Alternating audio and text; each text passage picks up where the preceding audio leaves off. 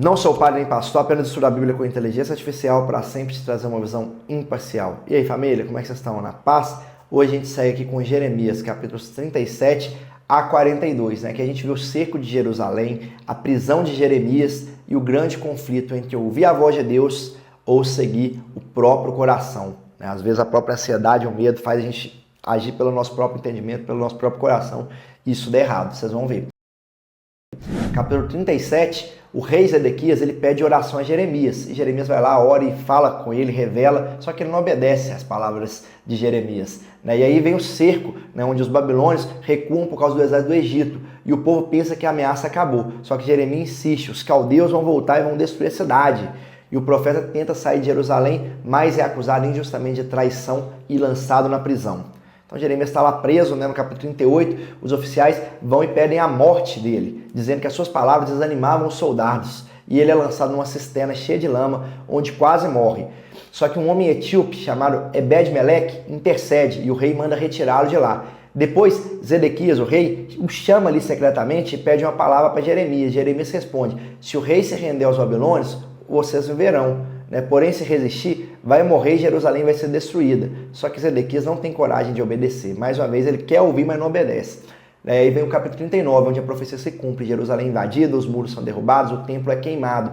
E Zedequias tenta fugir, mas é capturado. E ele vê seus filhos sendo mortos diante de seus próprios olhos. E logo em seguida ele tem seus olhos arrancados. Imagina a dor, hein? E é levado cativo para a Babilônia. Uma cena dura que mostra como a resistência à palavra de Deus leva à ruína. Ele podia ter escutado Jeremias, né, se entregado, mas não escutou. Né? E aí depois a gente vê ali dentro do capítulo 40, né, seguido, Jeremias sendo solto ali da prisão dele, né, e o chefe da guarda babilônica recebendo ali a opção de ir para a Babilônia ou dá, na verdade, a opção para ele ir para a Babilônia ou de ficar com o povo. E ele decide permanecer em Judá, em Israel, junto com Gedalias, que havia sido nomeado governador. E Gedalias, né, fica ali incentivando o povo a servir os babilônios, a cultivar a terra em paz, mas a sua posição começa a despertar oposição.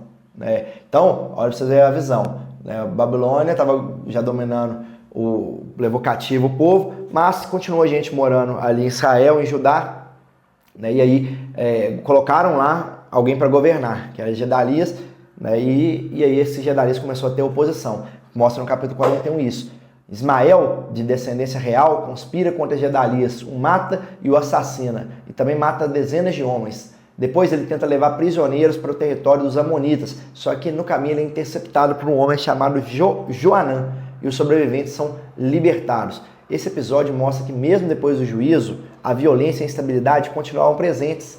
Né? Nem com o povo sendo cativo, nem com todo aquele castigo, o povo, né, voltava a ter um coração ali voltado para Deus, queria saber o que Deus achava, nada disso. E no capítulo 42, o povo busca Jeremias pedindo direção de Deus sobre o que deveriam fazer.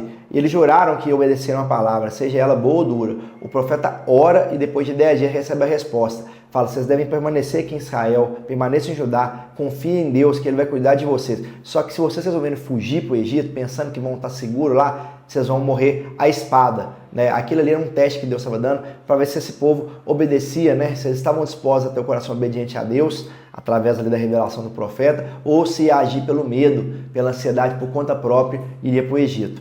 E duas visões aí. Desobedecer a palavra de Deus por medo leva à ruína. Assim foi com Zedequias. Ele sabia o que deveria fazer, o profeta falou com ele, mas ele não teve coragem de se entregar e terminou com todos os seus filhos mortos, o povo morto, a cidade sendo devastada, ele com os olhos escancados e levado cativo, porque não obedeceu, preferiu ir pelo próprio coração, pelo próprio medo.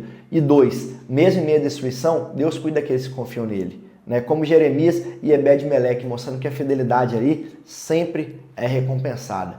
E por fim, vamos orar? Senhor, dá-nos coragem para obedecer a Tua palavra, mesmo quando o medo quer falar mais alto. Livra-nos de buscar atalhos, Pai, que parecem seguros, mas que nos afastam de Ti. Ensina-nos a confiar, Pai, no Teu poder, Pai. Ensina-nos a confiar em Ti, Senhor. É o que eu te peço, em nome do Senhor Jesus. Amém? Fique à vontade para deixar seu comentário, compartilhar. Que Deus te abençoe de forma grandiosa.